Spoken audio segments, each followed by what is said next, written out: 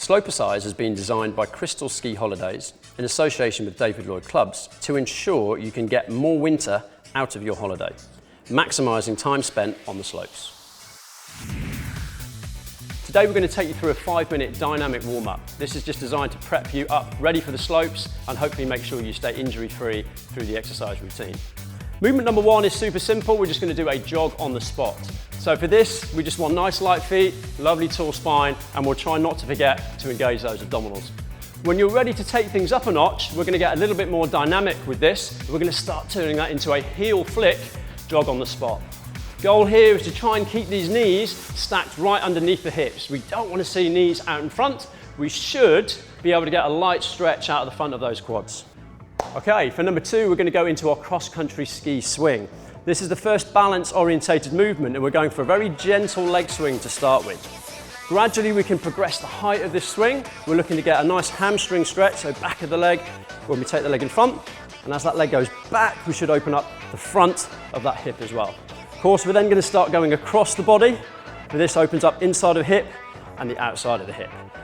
Remember, you guys have got to do the other leg as well. Even yourself up. Number 3, we're going to go to our ski learner side step. So remember when we first started walking sideways in those skis, we're going to mirror that movement. We're going to give you 2 shuffles to the side. We're going to hit our squat. We're going to shuffle back to the side, hit our squat, and then we're going to start speeding that up. Again, on your squat position, head up, chest up, as we go. Perfect. Number 4, we're going to hit our ski lift squat. So when you're standing in that ski lift, waiting, this gives you something to do. We're going to open up the chest, hands behind the head, big squat, so deep as you can go with that back nice and tall, and then we come out of that quite dynamically, so really lifting those heels and getting a nice calf raise at the bottom of that movement. So this is lovely for really opening up ankle, knees and hips, and also that thoracic spine, that mid-upper back as well. Number 5, we go to ski boot lunges. Anyone's got those tight salopettes on, this will be quite a nice one to start opening up and getting those legs moving. When you're ready for the ski lunge to move up a notch, we can go for our overhead reach. This is again going to open up the front of the body and again get some nice movement through that mid-upper back as well. Okay, salopette stretch. So we're going to feel this one through the back of the body. For this movement, we're going to start reaching down towards the floor, trying not to bend those knees too much. When you get the hands to the floor, we're going to walk out, walk back in, stand up, repeat the movements. Every time you go into this, if you can, see if you can keep those legs a little bit straighter and we can open up the hamstrings a little bit more. Here we go for number 7. This is the final one on your warm-up drill. We're going to go into our aero tuck position. So think aerodynamic, get your ski poles tucked in, and then all we're going to do is squat our way out of this warm-up. Remember on this drill, we really want to try and fire up those glutes. So you've got 2 options, remember, with the backside. You can have relaxed mushy apple sauce, or we can have big fired up rosy apples. That is the goal for you guys on this last drill on that warm-up. We can take the pace up a little bit, and then that is your warm-up done. Hi guys, so welcome to Slopercise Step 2 workout. So what you're going to find with this workout, very familiar with the Step 1 moves, but this time we've got a little bit of increase of intensity and volume. So we're actually going to be working out now for 45 seconds, and we've got a full 20 seconds or only 20 seconds of recovery. So that alone is going to feel a lot more challenging. So let's get this started. So move number 1 we're going to go into is for lower body. This is your Slopercise Mogul ski hop. So if you remember on the first one, we stepped out to the side and we sank into that squat. At this time, we're going to see what power we've got on the legs and if we can add a little hop to that movement. So you guys ready? 45 seconds of your best. Okay, let's give this a go. So out to the side. If we've got that little bit of spring in the legs, that little bit of hop, this is where we're going for a bit more power. Remember those cues, those position cues? So we don't need too much height on this, but we want you to concentrate on how well you can decelerate that landing. So it should be a nice, soft and silent landing, hopefully so. How are we feeling? Yeah? Good. Up to you how deep and how high and ultimately how quickly you move with this. All right, remember, we want to get uncomfortable, slightly breathless, feel like we've had a workout by the end of this 45. The last few seconds on the clock, team. Let's see if we can add a little bit more speed to this. Keep the speed, keep the depth, and rest and recover. shake those legs. Now look, remember you've only got 20 seconds now, so we need to make the most again of that recovery. So breathe, heart rate down, breath back. Okay, here we go. Number 2, we go to upper body. This is our Slopercise sledge pull. So guys, remember, APRES ski, pulling those kids in the sledge. This time we go from the 2-arm row, we're gonna take it to that single arm and single leg position. So for this, we just want that leg out in front. All we're gonna be doing is pulling in towards the ribs and off we go. Let's get that movement. Shoulder blades squeezed. Remember, we're taking it easy on the legs this time, so we can just stay a little bit taller. Don't have to load those legs too much. Make sure we're getting a good workout through the upper body. Absolutely fine on this to rotate. We get a little bit of core rotation on there. We should feel that shoulder blade squeezing on the right-hand side. So 20 seconds to go. Roughly about 2 seconds in and 2 seconds out on that tempo. So it should feel nice and controlled, but we should feel challenged by the end of that time frame. 10 seconds. Let's keep this moving. Feeling good? Breathing? That's very important. 3, 2, and 1. Okay, let's get ready. We're just gonna go straight in on the other arm. So reset, change legs, you've got a fresh leg, fresh arm, and off we go. Straight in, big reach. Now, of course, if you guys are doing this at home, if you need longer recovery, by all means, stick to your 20 seconds before you change over. If you're feeling fresh enough on the other side, just go straight in, and we'll keep the intensity going all the way through this.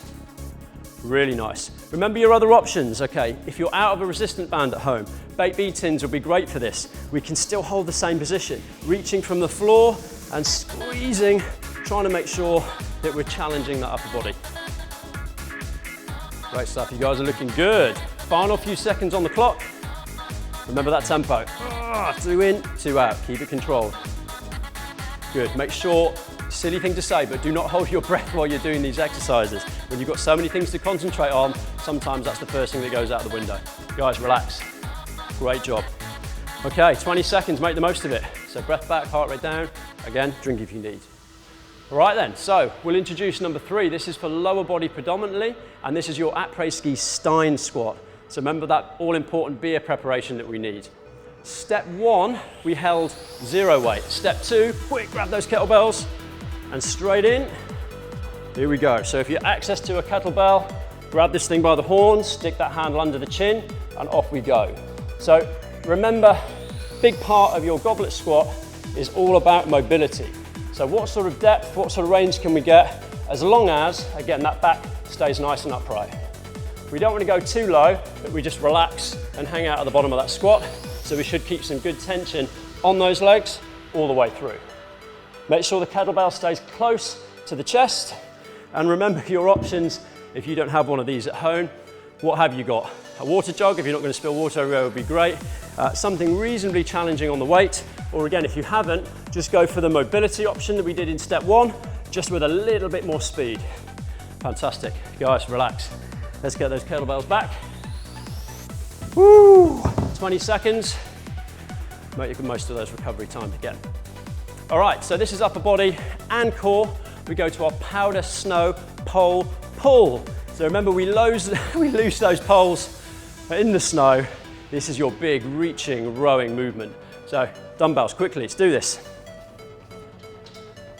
Our step 1 movement, if you remember, was knees down on the ground. So this time we're gonna take ourselves right up into a full plank. Now, we're gonna still have one hand on the floor. Off we go, guys, plank it up. So with one hand, hit the row, swap over those hands, and remember the key points. So if we look at the pelvis, hopefully we haven't got lots of swinging and rotation through the hips. We haven't got those hips piking up either. There's a lot of control coming through those abdominals and through those glutes. Think about that shoulder blade squeeze as well. Option is always knees down on the floor to a more controlled environment if you need it. You start getting a bit unstable as the body starts to fatigue, that's definitely the option to go for. Great job. So remember, we want rock hard abs, glutes should be squeezed, quads should be tensed as well, and breathing, of course, all the way through. 3, 2, 1. Great job. Rest, guys. Dumbbells back. Good. Feel all right? Okay. So again, whilst you're recovering, let's do this. Number 5, we go to the lower body. This is your ski lift sideways shuffle. Okay, you guys remember this one? So we might need a resistant band for this. Get yourselves ready. So on step 1, we stayed really, really tall on this. For step 2, we're going to start sitting a bit deeper. You guys ready? Bands over, remember, small steps, and off we go to the sides. Sliding the foot out. Head up, chest up. Really nice, and back. Good. Now when you're hitting this movement, remember all those things we talked about last time. Is my foot turning out? Hopefully not. Ideally also, we don't want to see a step, a lift up and a put down. We just want to see a slide out along the floor. Tension should be building outside of those glutes. That's really what we want to feel. At the same time, we're pulling the band. We don't want to see shoulders up by those ears, so relax those shoulders back and down. Wonderful. Remember, even with no band, I can still make this challenging by sitting deeper into that squat and moving, sliding the foot out, trying to stay low, making sure we keep hold of that balance. The last couple of seconds, rest those legs. Top job. Let's put those bands away. Shake those legs loose if you need. Remember, the outside of those glutes can get quite tight and quite tender, so if you need someone to balance on and stretch those out, right foot over left knee and sink down is going to give you a good release on the outside of those hips. You guys are obviously all right. Here we go, number 6, balance. So this is your ski lift cue, boredom buster. Let's do this, off we go. Single leg balance, leg off the floor. Remember, in step 1 workout, we just held this. This time we're reaching. So out in front, imagine that marble underneath the shoe. We're trying to roll it out as far as we can. We pull it back. We take that marble out to the side as far as we can. We pull it back. We go behind as far as we can. We pull it back, and then we rotate and we reach as far out as we can, and we return back to the start. So we've got to try and last this whole 45 seconds behind just on that same leg. Okay, now remember, if we need to rest down and shake loose that leg, we can do, and just reset and continue. Big toe should be engaged, slight knee bend, crack to that hip so that glute is working for us. You guys still rolling that marble? Brilliant. Last couple of seconds. Shake that loose. Now that is a tough, tough drill, okay? Let's do the other side. Get ready, get psyched. So remember why balance is so important. This really helps fire up all those small stabilizing muscles, particularly through the ankle, the knee, and the hip. So we want more control, less likelihood of getting injured. These are great drills. Off we go. Big toe, knee bend, back through the hip, roll that marble. Out, back, out wide, behind, rotate.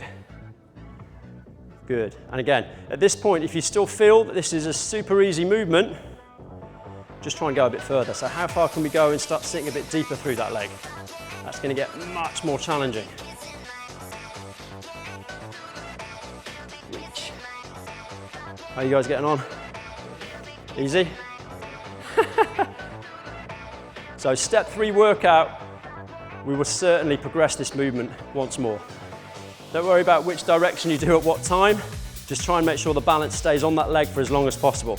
Again, if it starts getting too unbearable, shake it loose, just reset that position. Final few seconds. Great job, team, well done. Relax, shake those legs loose. Okay, here we go. So move number 7. This is your lower body high intensity finisher. So if you remember in step 1 workout, we turned the speed skater into a more controlled curtsy lunge. This time around, we're going to continue with the curtsy lunge. We're just going to add a hop to that movement. You guys ready? Let's go this way. We're going to start slow into that curtsy lunge. Remind yourself of the movement. See how deep you're happy going. Make sure we keep that head up and that chest up. Now, as soon as you're happy with that movement, we can start adding a little bit more speed to it. Maybe only using that outside leg as a little stabilizer, just a little touchdown on each side. So you can now see we've turned that into the hop. We still want to feel like we're opening up that stretch on the outside of the glutes. Again, you decide how deep you want to go. Remember our goal on this. This is your finisher. So this is whatever you've got left in the tank. You guys, last 10 seconds, ready for it? Let's take some speed. Still get the range, still get the depth. Final few seconds. Woo, rest up. Top job. Well done. You should absolutely need your recovery period after that finisher. So guys, that is your step 2 Slopercise workout. Hope you found that challenging. If you did, great. You can keep repeating that a few more times through. If it didn't quite float your boat and you need a little bit more to work through, maybe it's time for you guys to visit the step 3 workout. Hi guys, welcome finally to the Slopercise cool down. So we're going to take you guys through some relaxing and some mobility orientated stretches to help you recover and to help you stay injury free on the slopes.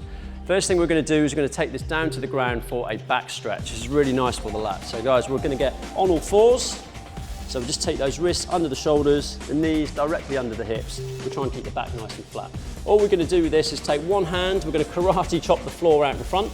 We make sure we keep that arm locked out straight so there's no elbow bend. If you want to, you can additionally take the other hand as well and do both sides at the same time. We're going to gently just lower down, taking that forehead almost to the floor. So the goal here is to get a good stretch through the back and through the shoulders. Additionally, we can move to the right, a little sweep to the right and a little sweep to the left, just to feel that stretch increase on the right and on the left hand side. So we'd like to be breathing, of course, all the way through this. So we look for 4 or 5 deep breath cycles in through nose and out through the mouth. Great stuff. Fantastic. Okay, back up we go. Number 2, we're going to go into quads. Again, these bad boys are working super hard for you throughout the workout and on the slope. So we've got 3 options here for you. Kirsty's going to demonstrate the lying quad stretch. Neil, we're going to get down and we're going to do our single leg balance quad stretch. And if any of those are still not quite as intense enough for you, we've got a kneeling option as well. So with this one, all we're doing is reaching behind for the foot. The goal here is to drop the hip down and then gently we take that heel back towards the bottom. We should feel a really good stretch, hopefully on all of these, whichever your option is, right on the front of that thigh. Again, 4 to 5 nice deep breath cycles, breathe, relax and recover. And of course, make sure you do both sides. Great stuff, team. Okay, thoracic spine. So this mid-upper back, this is an area we should have lots of lovely movement in, we should. For this one, again, we're going to get down on the ground. So an on all fours position. Very simply, we're going to take the right hand, we're going to reach that arm underneath and scrape it along the floor almost as far as we can go. We should feel a nice stretch, a nice rotation through that upper back. We're going to come out and follow that hand right the way up towards the ceiling. Your eyes are following your fingertips, and then we repeat. So a nice sweep and controlled flow from start to finish. Hopefully on this, we keep the lower back nice and still. Most of the movement should be from the upper back. If we would like a slightly more intense version, the foot in front, that's going to give us a slightly deeper stretch through the hip as well as the thoracic spine. Fantastic, okay, up we go. Hip flexes. So right at the top of the thighs, these hip flexes are going to get a really good stretch now. So very simply, we're going to get into a kneeling position. Hopefully you've got some nice comfortable carpet to do this on at home. Step number 1, we want to try and tilt this pelvis back. If we got this pelvis tilted forward, we're not going to feel the stretch. So think about tucking the bum under, opening up the front of that hip. Second move, if you can, see if you can squeeze that butt cheek, fire it up. We're going to let the hip drive forwards just until we feel that good stretch right on the front of the hip. If we need more on this stretch, that left arm or the same arm on the same side of the knee that's on the floor is going to reach tall as you can get it, try and touch the roof. A little side bend at the top will open up the side of that hip as well. Again, keep that breathing going, and then of course remember to do the other side as well. Okay, adductors are the inside of these hips. So really simply, you guys get to chill out and sit on the floor for this. We're going to go down into a butterfly stretch. So for this, we've got the soles of the shoe together. The main goal for this is to try and keep the back completely upright. So we don't want to see any hunching or flexing forward on the back. We'll try and drop these knees as low as possible so the hips are open, and very gently with that straight back, we're going to try and tip forwards just until we feel a good stretch through the groin and then the inside of those hips. We want to add a little bit more. Those elbows can gently press down on the inside of the knees. And if we want to bring the back into the stretch, guess what? We can drop the head, try and pull those elbows down to the floor, and the last few seconds, crawl those hands out in front.